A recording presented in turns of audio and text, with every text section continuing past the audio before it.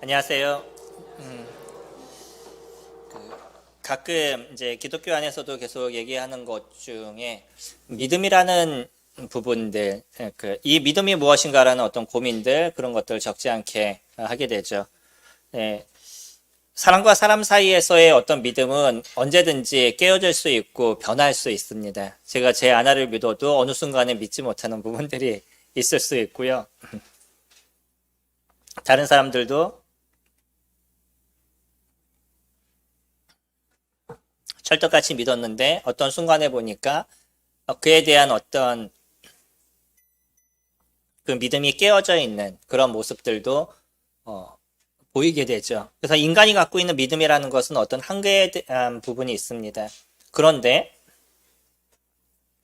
기독교에서 뭐라고 얘기하냐면 한 번 믿음은 영원하다라고 얘기를 해요. 뭐 이건 이제 동일하게 한 번 구원은 영원하다라고 얘기를 하고요.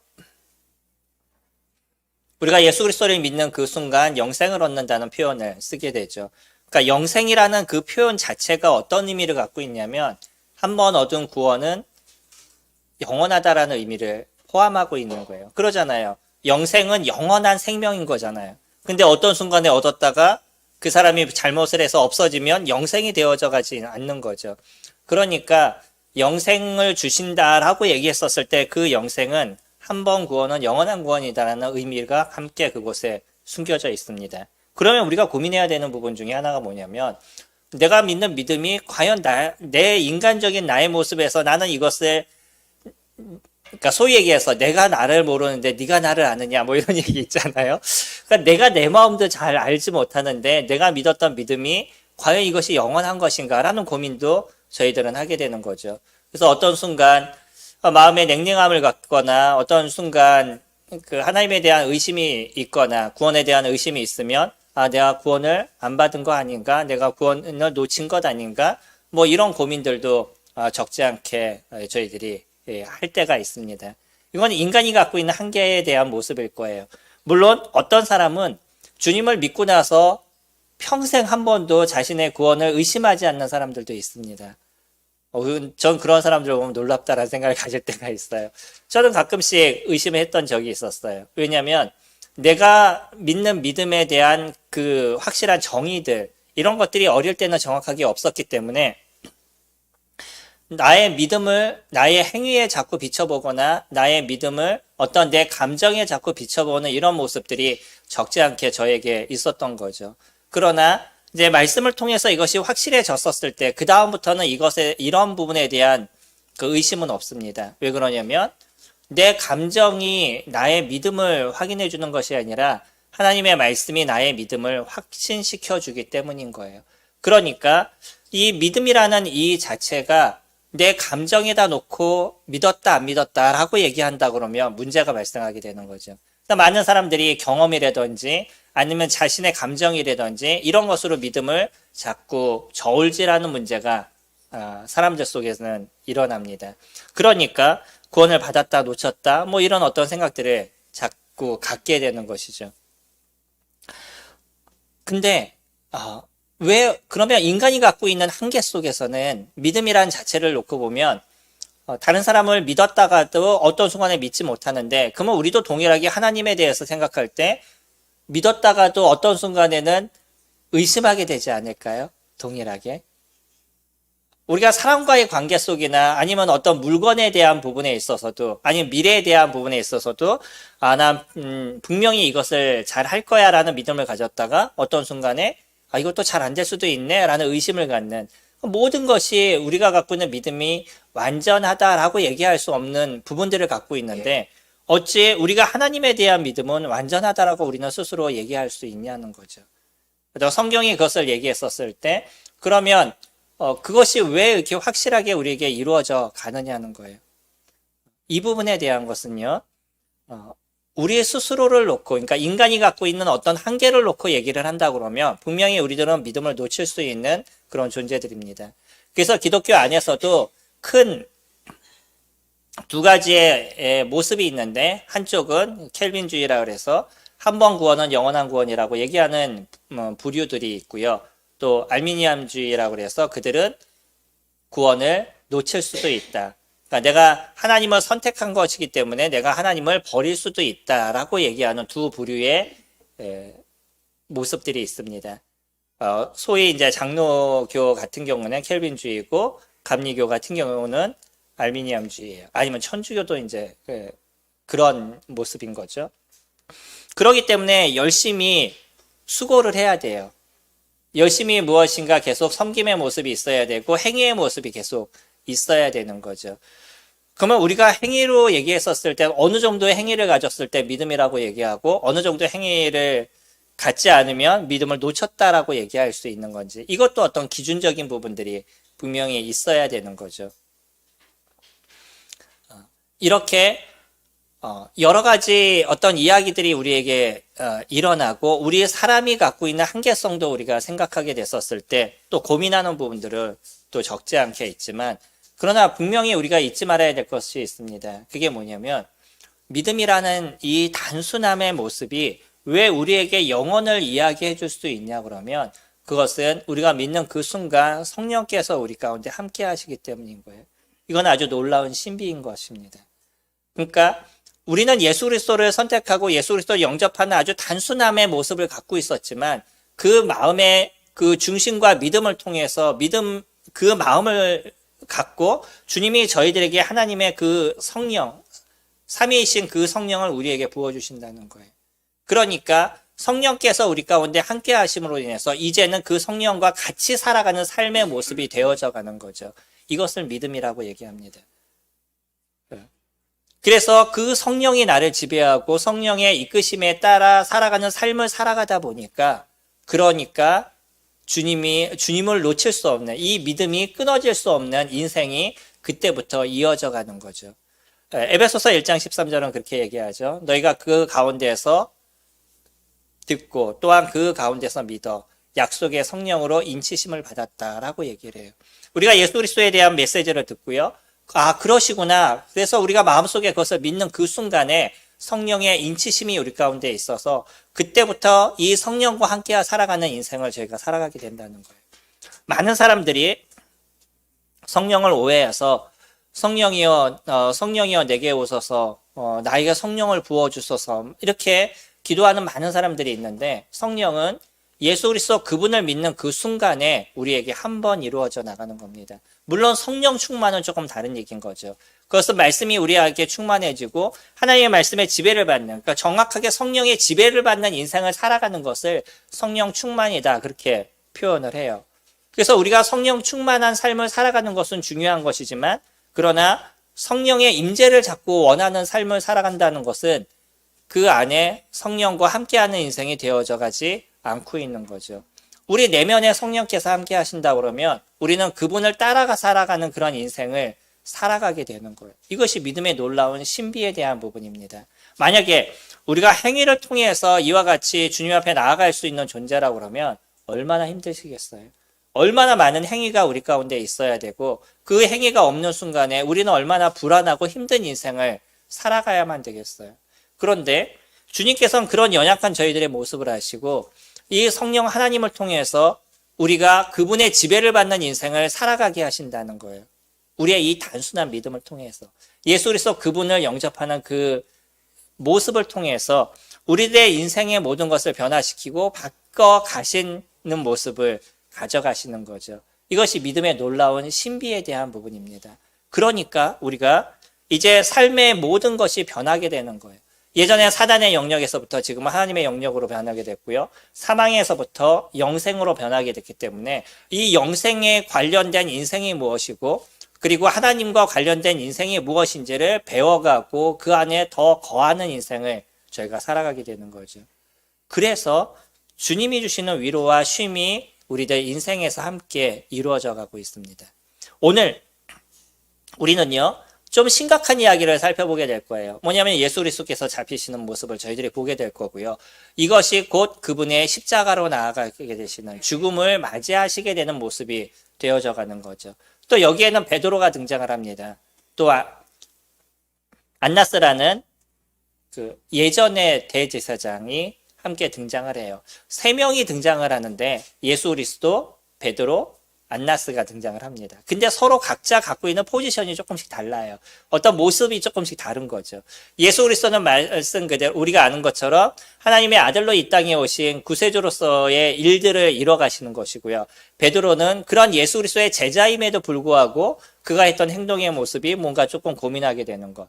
그리고 또 안나스는 오히려 예수 그리스도를 대적하는 반대 진영에 서 있음에도 불구하고 뭔가 또 주님의 도구로 쓰임을 받는 그런 여러 가지 모습들이 얽히고 설켜져 있는 모습을 저희가 보게 될 겁니다. 먼저 저희 18장 1절에 보시면 예수께서 이 말씀을 하시고 제자들과 함께 기드론 시내 건너편으로 나가시니 그곳에 동산이 있는데 제자들과 함께 들어가시니라. 저희들이 알고 있는 것처럼 여기가 겟셋마네 동산입니다.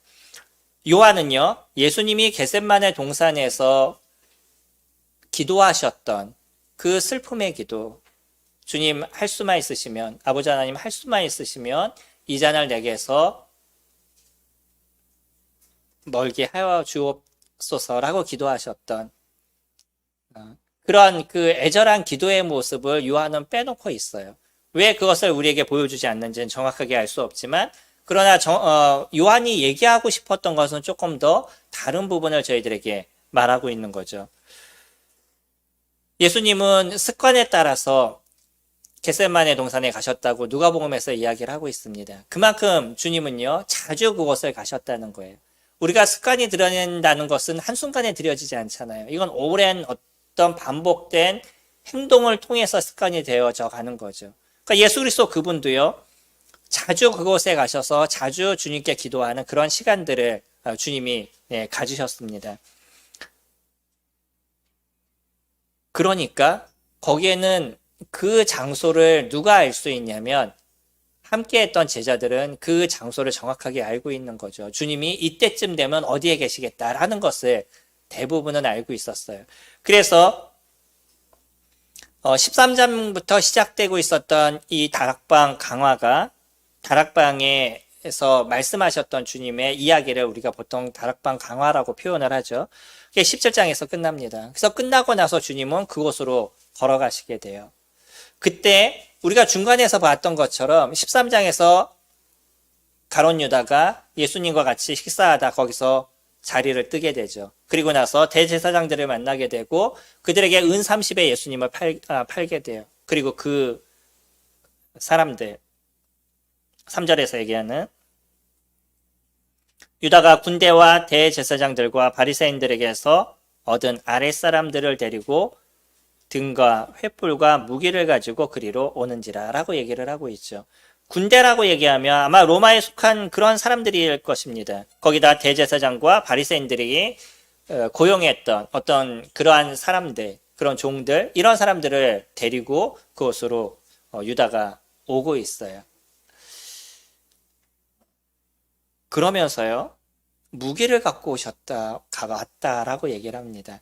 그 예수님을, 한 사람을 잡는데 굳이 군대에서 있는 그 훈련된 사람들과 또 여러 사람들이 과연 이제 몇 명의 사람들이 왔는지는 저희들이 정확하게 알 수 없습니다. 군대라고 표현하면 군대라는 그 자체만 얘기를 한다 그러면 적지 않은 사람들, 정확하게 얘기하면 한 6천 명에 관련되는 사람들의 모습인데 여기서는 그런 걸 얘기하는 거라고 보여지는 것은 아니고요. 그런 훈련된 군사들이 함께 왔었다라는 것으로 저희들에게 보여지는 거죠. 그럼 많은 사람들이 온 것은 정확합니다. 그 여러 사람들이 예수라는 그 한 사람을 잡기 위해서 이 많은 사람들이 몰려왔다는 것. 거기다 무엇을 갖고 왔어요? 무기까지 들고 왔다라는 것은 조금 아이러니하죠. 왜냐하면 예수님께서 얘기하시는 것처럼 그분이 사람들에게 보이는 그런 장소에서 충분하게 자신에 대해서 얘기하고 설명하는 시간들이 있었음에도 불구하고 그때는 누구도 손을 대지 않았었어요. 근데 지금 예수님을 잡으러 올 때에는 이렇게 많은 사람들이 몰려왔다는 거는 이들 스스로도 무엇을 생각했을까요? 이분은 잡기가 쉽지 않은 분이겠다라는 생각을 아마 가졌을 거예요. 왜 그러죠? 여러 가지 기적과 이적을 행하는 모습을 보았습니다. 그러니까 우리가 이렇게 쫓아가게 됐었을 때 혹시 그분이 갖고 있는 능력으로 우리를 죽이지 않을까라는 어떤 생각들, 이런 것이 많은 사람이 몰려가게 된 모습이 되었을 겁니다. 그리고 그들이 잘 사용하는 그러한 무기까지 들고 그들이 쫓아오게 되는 거죠. 그들이 오게 됐었을 때 5절에 4절에 보시면 예수께서 그 당한 일을 다 아시고 나아가 이르시되 너희가 누구를 찾느냐 대답하되 나사렛 예수라거늘 이르시되 내가 그니라 하시니라. 그를 파는 유다도 그들과 함께 섰더라. 예수님이 그 사람들을 보면서 물어봤어요. 너희들이 누구를 찾느냐라고 얘기했더니 나사렛 예수를 찾는다라고 얘기를 합니다. 근데 예수님께서 그때 내가 그다라고 얘기를 했어요. 근데 좀 독특한 거는 뭐냐면 그들이요 이 얘기를 듣고 6절에 보시면 예수께서 그들에게 내가 그니라 하실 때 그들이 물러가서 땅에 엎드려지느니라 라고 얘기하고 있어요. 아니 내가 그다라고 얘기했는데 왜 이렇게 놀래죠? 내가 잡으러 온 사람인데 그 사람이 그래 너네가 잡으러 오는 내가 나사렛 예수야 라고 얘기했더니 그들이요 갑자기 놀래가지고 뒤로 물러서서 땅에 엎드려졌다라고 얘기해요. 이 엎드린다는 표현은 결국은 두려움의 어떤 표현이었던 거잖아요. 과연 그러면 여기에서 있는 사람들 여기에는 군대들도 있고요. 대제사장과 바리새인들의 종들도 있어요. 그러니까 여기에는 유대인들도 있을 수 있고 아니면 로마인들도 있을 수 있는 거죠. 그 로마인들이 주님에 대한 이야기를 잘 알지를 못할 것입니다. 유대인들하고는 좀 다른 거죠. 그럼에도 불구하고 예수님의 그 한마디가 이들에게 얼마만큼 권위 있게 들리고 또 두렵게 들렸는지를 저희들이 상상할 수 있는 거죠. 이들이 두려워했습니다. 이들이 어떤 심령이었는지 이것도 중요한 부분이 될 수 있지만 우리에게서 이것보다 더 중요한 것이 있어요. 요한은 저희들에게 얘기하고 싶은 것이 있습니다. 그게 무엇이냐면 내가 그니라 라고 얘기하는 이 단어인 것이에요. 우리의 그 해석상으로 우리나라 말로는 내가 그니라 라고 이렇게 표현하고 있지만 이거는 동일하게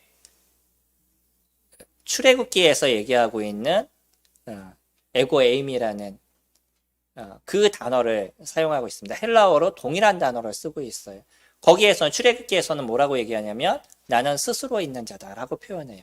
그 출애굽기 당시에서는 모세가 떨기나무에서 하나님을 만나게 되죠.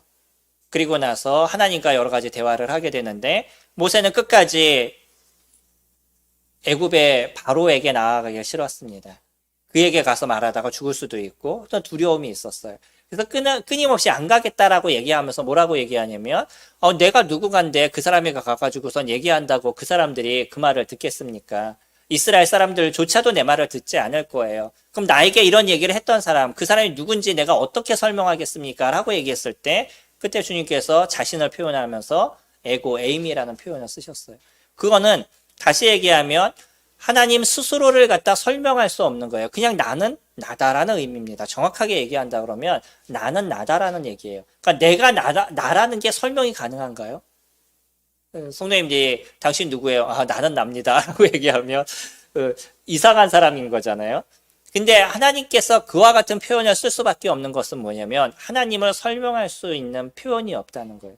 그래서 그거를 우리나라 단어로 설명할 때 어떻게 해석을 해놨냐면 나는 스스로 있는 자다라고 설명을 한 거예요. 하나님 자체라는 것을 이야기를 하고 있습니다.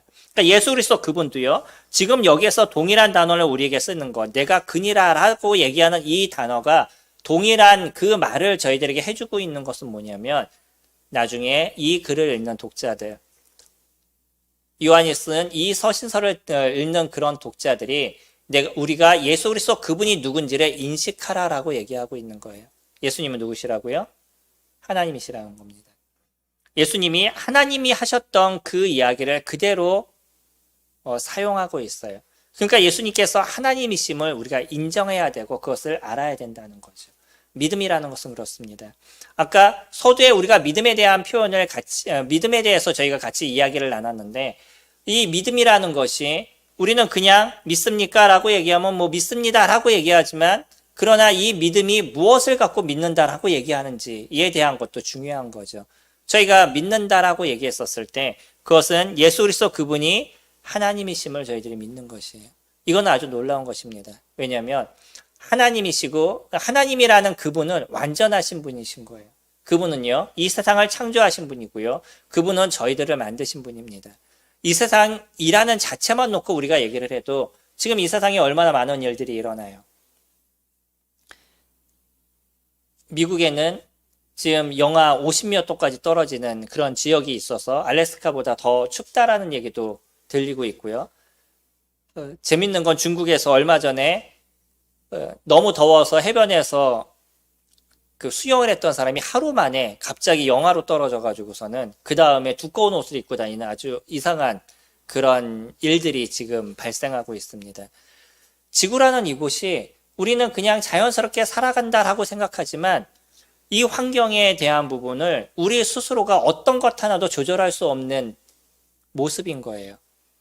이 지구에 안에서 우리가 살면서 많은 것들을 해나가는 시대를 저희가 살아가고 있죠. 얼마 전에 그 국민은행에서 몇백 명 그 해고당한 거 아시나요?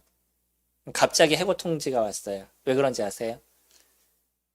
이제는 상담할 사람이 필요 없고요. AI가 상담할 겁니다. 그래서 그 상담자들을 다 해고를 시켰어요. 네, 국민은행 전화하시면 아마 이제는 AI가 대답을 할 겁니다. 요즘 시대가 점점 변해가고 있어요. 얼마 전에 저도 식당을 한번 갔는데 한 분이 딱 나오더니 얘를 따라가세요 그러더라고요. 그래서 뭘 따라가다 했더니 로봇이 있는데 로봇을 따라가는 거예요. 걔가 가가지고선 자리를 이렇게 잡아줘요. 그럼 그 자리에 가서 앉으면 돼요. 점점 변화가고 있어요. 이렇게 뭔가 시대가 놀랍게 변해가고 있는 이 시대를 우리가 살아가면서도 무엇 하나 우리가 건질 수 없냐면 이 환경의 문제를 우리 스스로가 어떻게 하나 만들어갈 수 없는 게 인간이 갖고 있는 한계에 대한 부분입니다.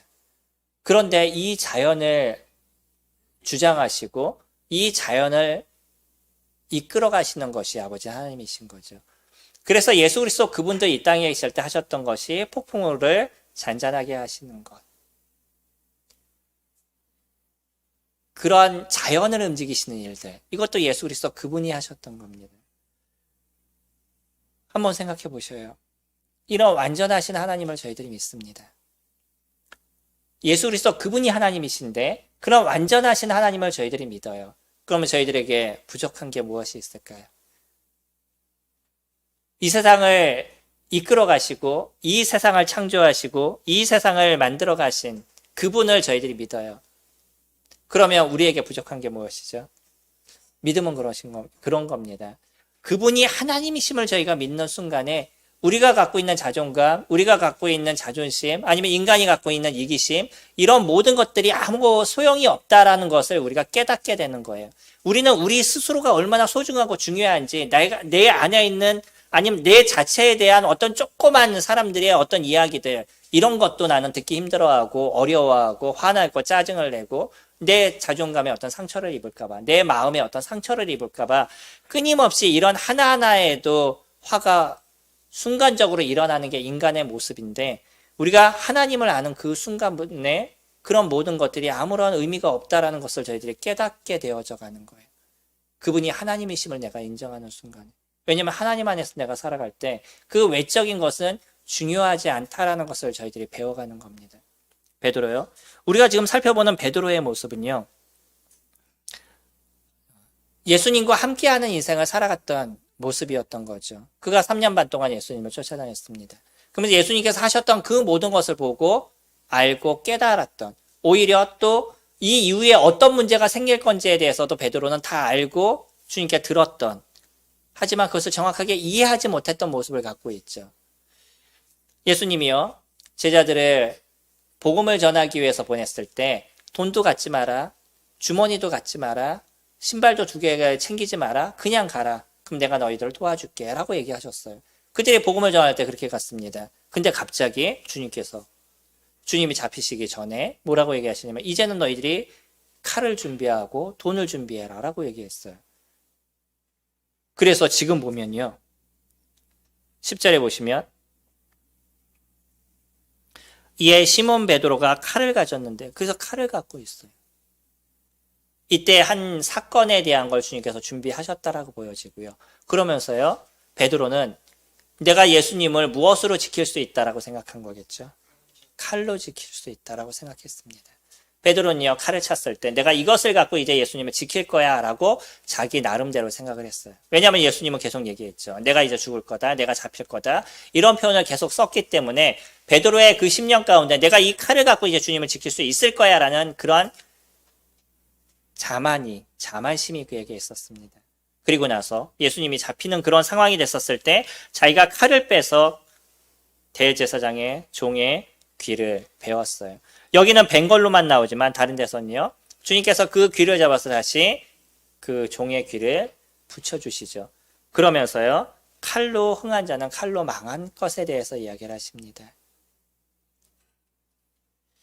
11절에 예수께서 베드로더러 이르시되 칼을 칼집에 꽂으라. 아버지께서 주신 잔을 내가 마시지 아니하겠느냐. 여기서는 이 하나의 표현만을 저희들에게 얘기를 합니다. 뭐를 얘기하시죠? 하나님께서 나를 십자가로 가라고 얘기하셨는데 네가 나를 막을 수 있는 게 아니야 라고 얘기하시는 거죠. 베드로는 자기의 칼로 무엇인가를 할 수 있다라고 생각했어요. 아직도 자기가 갖고 있는 의협심이 있었습니다. 내가 갖고 있는 그 힘, 내가 갖고 있는 능력, 이것을 갖고 무엇인가를 할 수 있다라고 생각한 것이 베드로의 모습이었어요. 그러나요, 주님은요, 그가 갖고 있는 그 어떤 것도 주님께서 사용할 만한 것이 하나도 없다라는 것을 주님 보여주신 거죠. 베드로가 갖고 있는 어떤 능력, 베드로가 갖고 있는 어떤 지혜, 그가 갖고 있던 어떤 힘, 그런 걸 갖고선 주님을 지키거나 주님 앞에 나아갈 수 있는 그런 존재가 아니라는 것을 베드로는 아주 철저하게 깨달아야만 했다는 거죠. 이 때를 지나서 이제 우리가 다음 주에 한번 살펴볼 것인데 그때 가면 어떤 일까지 일어나겠어요?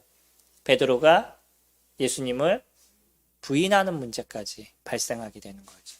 내가 예수님을 지키겠어 라고 얘기하고 내가 이 칼로 무엇인가를 할 수 있어 라고 얘기했던 이 베드로가 오히려 예수 그리스도를 부인하는 모습까지 가게 됩니다. 그러면서 그가 갖고 있었던 자기가 할 수 있는 일이 아무것도 없다라는 것을 정확하게 깨닫게 되는 거죠. 모든 자존감이 다 떨어지고요. 모든 자기의 힘이 다 떨어져 내려가는 것. 그것을 베드로가 정확하게 깨닫게 된 것이에요. 우리들이 주님 앞에 나아가는 거요. 내가 갖고 있는 능력으로 되시겠어요? 우리가 주님 앞에 나아가는 건 내가 어떤 자존심을 갖고선 그것을 이뤄갈 수 있겠어요?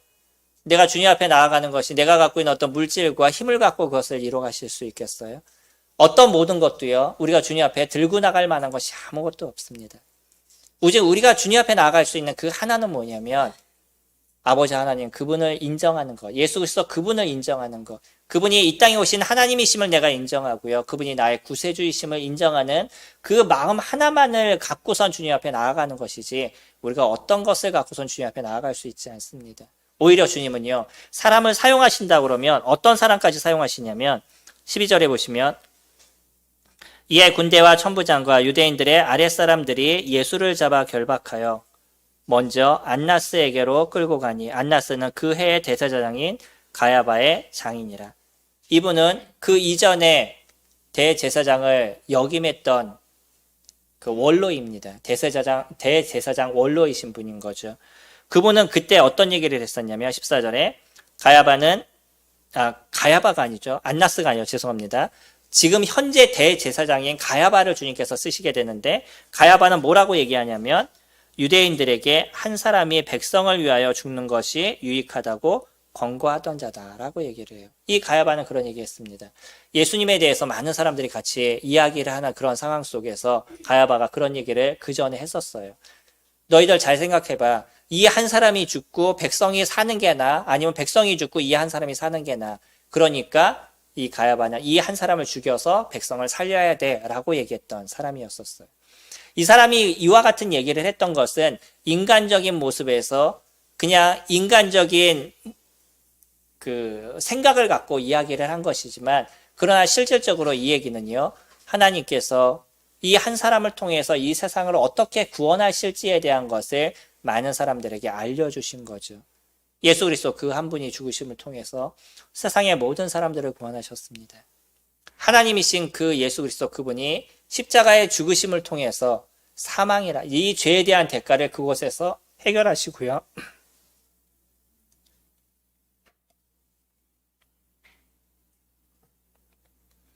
죄가 없으신 그분이 그 십자가에서 죽으심을 통해서 그 사망에 대한 대가를 거기서 지불해 주셨어요. 인간이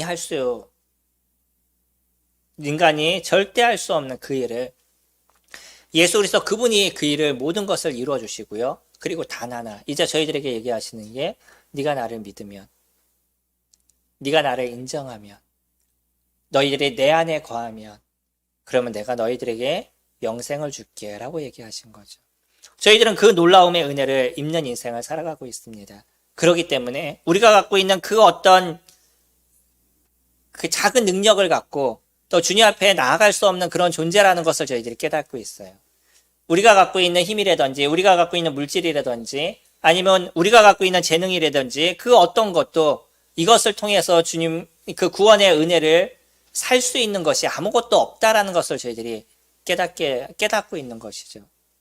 그리고 저희는 오직 은혜를 통해서 그 믿음을 통해서 예수 그리스도 안에 거하는 인생을 살아가고 있습니다. 그러면서 주님은 이 하나를 통해 우리에게 영원한 생명을 주신대요.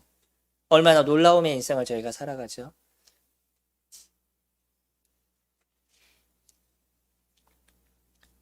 예수님을 지키겠다고 얘기했던 그 베드로도요. 그와 같은 모습으로 주님을 지킬 수 있는 것이 아니었던 거죠. 그가 그런 어떤 수고를 통해서 하나님의 자녀가 되는 권세를 얻으려고 했지만 그것으로 이루어질 수 있는 것이 아니라는 거예요. 베드로는 나중에 성령께서 그에게 임하게 됐었을 때 그때 오직 성령을 통해서 살아가는 것이 무엇인지를 정확하게 알게 되고요. 성령 하나님이 베드로에게 함께하게 됐었을 때 그때는 세상에 그 어떤 것도 두려워하지 않고 오직 예수 그리스도 그분만을 위해서 인생을 살아갔던 모습을 저희가 사도행전에서 지켜볼 수가 있죠. 베드로하고 다르게 우리는요. 우리가 믿는 그 순간 성령 하나님이 저희들을 지배하고 계십니다. 우리가 예수 그리스도를 영접하는 그 순간 우리는 이제 성령 그 하나님과 함께 살아가는 그 기쁨을 저희가 같이 누리고 있는 거죠. 그래서 저희는요. 이제는 내가 갖고 있는 어떤 그런 걸 갖고 주님 앞에 나가는 것이 아니라 이제 주님 앞에 감사하기 때문에 그 감사의 어떤 행위들이 저희들에게 드러나는 그런 인생을 저희가 살아가고 있습니다. 아무런 수고 없이 주님께서 저희들을 구원하셨어요. 이제 우리의 모든 것을 주님 앞에 드린다 그래도 그것이 부족함이 없다라는 것을 저희들이 고백하게 되는 거죠. 나에게 조금 물질이 있나요? 그것을 주님 앞에 드려도 나는 그것이 큰 문제가 되지 않아요. 내가 갖고 있는 능력과 시간이 있으시나요? 그것을 주님 앞에 드린다 그래도 우리는 주님이 우리에게 베푸신 그 모든 은혜에 어떤 조금의 보답도 할 수 없는 거라는 것을 저희들이 정확하게 알고 있는 거죠. 주님이 사람들을 쓰신다 그러면요. 가야바 같이 예수 그리스도를 십자가에 죽게 한 그 가야바와 같은 이런 사람들도 들어서 쓰시는 것이 주님의 모습이셔요. 내가 주님 앞에 어떤 것을 조금 했다고 나는 이만큼 그래도 주님 앞에 노력했는데 이만큼 수고했는데 주님께서 왜 나의 이런 수고를 몰라주세요 라고 얘기할 수 있는 것이 하나도 없다는 거예요. 우리는 우리들의 인생을 주님 앞에 드리는 인생을 살아갑니다. 그것이 우리가 의가 되지 않아요. 우리가 갖고 있는 물질을 주님 앞에 드린다 그래서 내가 주님 앞에 그래도 남들보다 이만큼 많이 드렸어요 라고 얘기할 수 있는 의가 우리에게 하나도 있을 수가 없어요. 내가 갖고 있는 시간을 주님 이만큼 나는 그래도 드렸어요. 어떤 사람은 이 시간에 놀고 자기를 위해서 쓰지만 나는 그래도 이 시간을 주님 앞에 드렸어요 라고 얘기할 수 있는 의로움이 우리에게는 하나도 없습니다. 왜냐하면 주님이 이미 구원하신 이 구원의 은혜, 십자가에서 죽으신 그 예수 그리스도의 보혈을 통해서 얻어진 이 영원한 생명의 은혜는 어떤 것으로도 그것을 갚을 수 있는 것이 아니기 때문인 거죠. 오늘 예수 그리스도 그분은요. 이 하나의 단어를 통해서 자신이 누군지를 저희들에게 정확하게 표현해 주시고 계십니다. 우리가 믿는 그 믿음이라는 이 자체는 그래서 예수 그리스도 그분이 어떤 분인지에 대해서 고백을 하게 되고요. 오늘 주님의 말씀 시간에 우리가 같이 들었던 것처럼 도마의 고백, 나의 주시요 나의 하나님이시라는 그런 고백이 우리들의 입술을 통해서 나오게 되는 인생을 저희가 살아가는 거죠. 우리는 주님을 위한 일이라면 자연스럽게 그것을 이뤄가는 삶으로 이제 변해갔습니다. 사망에서부터 생명으로 옮겨졌고요. 사단의 세계에서부터 하나님의 세계로 저희들이 옮겨졌어요. 그래서 이제 우리는 그곳에서 주님 앞에 어떠한 자존심도 주님 앞에 어떤 의도 드러내지 않는 그래서 주님을 위해서 살아가는 것이 자연스럽고 당연한 그런 인생을 저희가 살아가고 있습니다. 주님으로 인해서 기쁘시나요? 예수 그리스도 그분으로 인해서 즐거우시나요? 우리는요, 다른 어떤 것이 우리를 즐겁게 하지 않는다 할지라도 예수 그리스도 그분 한 분만으로 즐거워할 수 있는 마음이 저희들에게 있습니다. 그것이 무엇이냐면 믿음이신 거예요. 우리가 갖고 있는 온전한 믿음, 이 믿음이 우리로 하여금 주님이 갖고 계신 주님의 마음에 있는 그 기쁨을 우리가 누릴 수 있는 인생으로 만들어 주신 겁니다. 주님이 주신 그 은혜가 성령님의 삶에서 매일 일어날 수 있기를 소망합니다. 기도하겠습니다.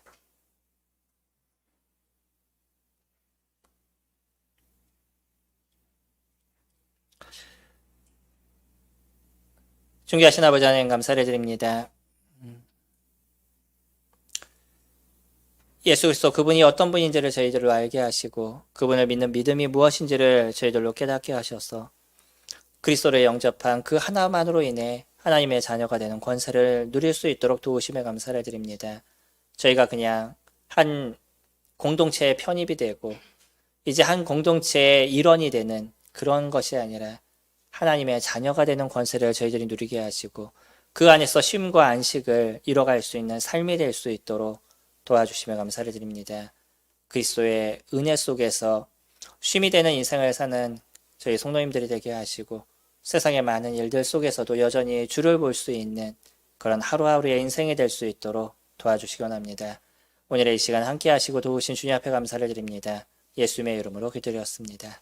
아멘. 수고하셨습니다.